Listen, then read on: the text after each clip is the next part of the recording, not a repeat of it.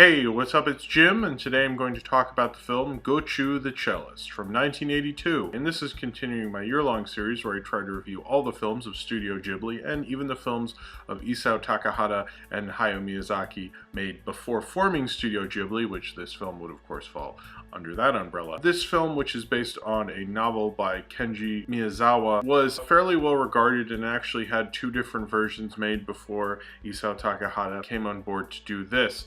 And it's very much like what we expect from Takahata and his later works like Grave of the Fireflies, which would be the film he made after this film. It's really kind of a slice of life film. The huge difference in Hayao Miyazaki and Isao Takahata, it's kind of interesting when you think of the two, because Miyazaki's more interested in fantasy and doing these amazing sequences. Isao Takahata is far more interested in kind of just slice of life, simple kind of family stories, simple stories, everyday stories in a rural 1920s Japan, a small town orchestra who are rehearsing for a big recital that's happening, and Gauche is in the orchestra, but the conductor really doesn't like him and thinks he needs to get his act together, needs to get better strings, needs to rehearse more, needs to get better at his instrument, humiliates him in front of his small town orchestra, who also does music for silent films around town as well, it being the 20s. He goes home and at first is visited by various kind of spirit animals who want him to teach them about music,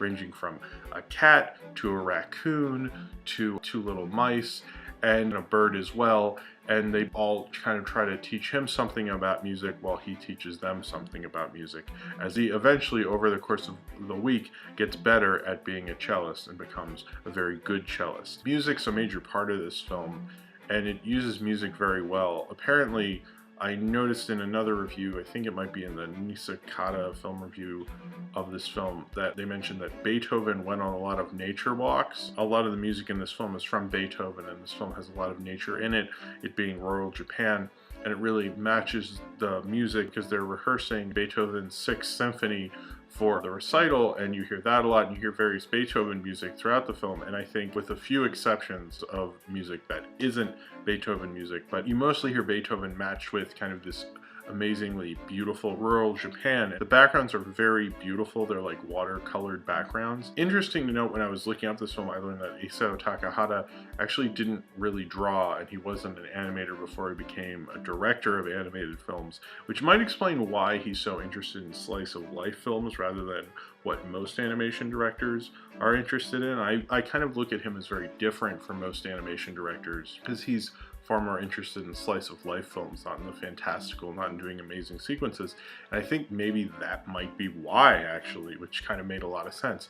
But a lot of great animation is done in this film. It's not maybe as showy as what you consider for great animation, but the watercolor backgrounds are, and they're very beautiful. This was done by O Production, the animators there, and I think his direction and his ideas with this film probably made it as good as it is, but certainly a lot of the technical aspects, you really should respect the animators that were working on this film, and the Kenji Matsumoto who did the backgrounds. The backgrounds are so beautifully done, and I think it really enhances your view of this nature, this rural Japan, this rural area, and how beautiful it is, and how the location is kind of a nice backdrop to everything, because you really get a sense of where they live in the community. And, you know, it doesn't seem too bizarre that these creatures could come and bother Gujiko when he's rehearsing his cello. The way he does it, even the characters, they don't feel like, oh look, it's a wacky talking cat or something like that. He doesn't even like them when they come in. He has really an attitude towards it. I found it harder to like him as a character. It definitely has the structure of a classic Hollywood film where it wants the protagonist for you to be on his side, and I definitely did, especially when the conductor was picking on him so much. But with the way he treated the animals, I wasn't really thrilled with. For the most part, he treats the mice well, but everybody else he's kind of nasty to, especially the cat. But of course I'm biased because I like cats. One of the animators, Sunji Siada, actually took cello lessons to make sure he knew how to accurately do the fingering on the cello, which is interesting. Sometimes that bugs me when you see a band play in a cartoon and it just seems like kind of nonsensical, and I never doubted that there's a real authenticity to this film. There's a lot of things going on in Gujiko the Cellist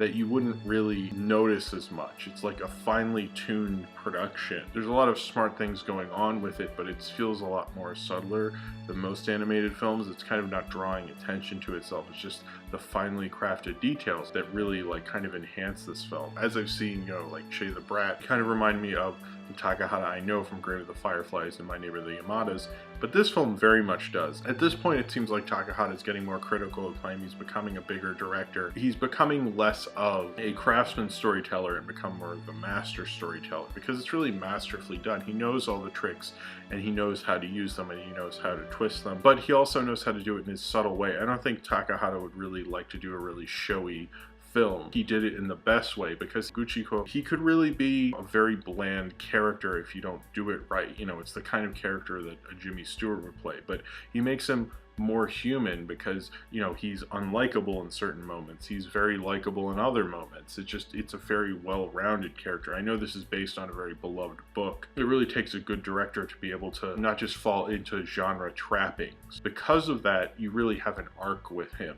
And since I think he's the meanest at the beginning and he slowly becomes nicer and nicer to these animals, kind of shows you his ignorance, but as he learns, he's more accepting of it. Seeing someone get better as an instrument, it's kind of a fun thing to watch someone get better at whatever it is, whether it's a kid in Karate Kid or someone playing an instrument. That's a fun thing to see as an audience, because you feel rewarded and you feel like, oh yeah, it's like a good reminder that like hard work pays off. It's not like overnight you get good at something, although he does do it in a week, which is pretty unbelievable, but I think he kind of had it in himself and they're trying to say that as well. But it is still fun to see that as an audience. And I think as much as this is a different kind of animated film, it still has cute animated animals coming in and talking and being quirky and cute, but it's doing a different way about it, so it's not just the similar kind of Disney fashion or a regular kind of genre animated film. He kind of does it his own way while still being able to get away with it. I was kind of surprised how much I like it. It's only 63 minutes, it's not very long, but it really doesn't feel like 63 minutes, like a good story that you sit down with, and it's not very long, but you get so into it, it feels like you've been living in that world almost forever. Really, I kind of understand how Takahata and Miyazaki would later go on to be these great filmmakers, because I can see what they were doing before, and it didn't just come out of nowhere. Obviously, they kind of built up to it. This is his last film before he made Grave of the Fireflies, which was his first film with Studio Ghibli. This is probably my favorite film he's directed before Studio Ghibli. I just think it has such a great flow to it, it has such a great story to it, and it's such a interesting small slice of life movie the way he knows how to do that. It often feels very intimate because you're just there with him and his cello, and there are other human characters, but they're really not that important. It's really about him and his journey, and he makes it very intimate and small.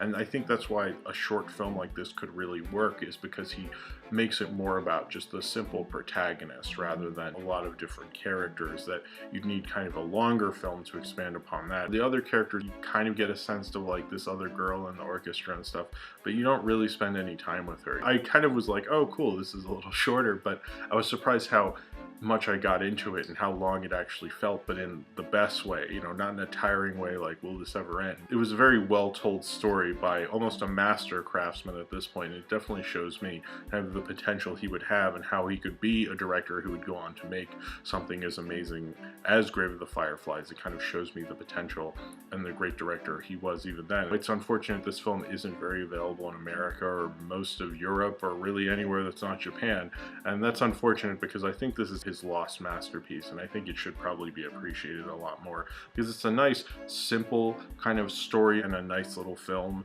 and you could really get into it and not have to, you know, it's just as long as a TV show, an hour-long TV show, and probably even more rewarding than most of them. It's nice to see kind of this arc of Gauche the Cellist.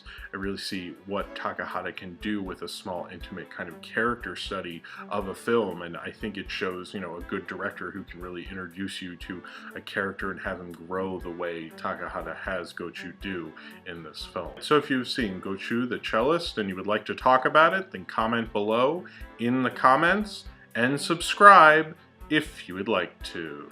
And the next film in my Studio Ghibli series will be Nausicaa of the Valley of the Wind. That will be the next video in my series. I guess that's actually the last pre-Studio Ghibli film before I go on to all the Studio Ghibli films. So that will be cool, and I hope to see you then, and thank you for watching.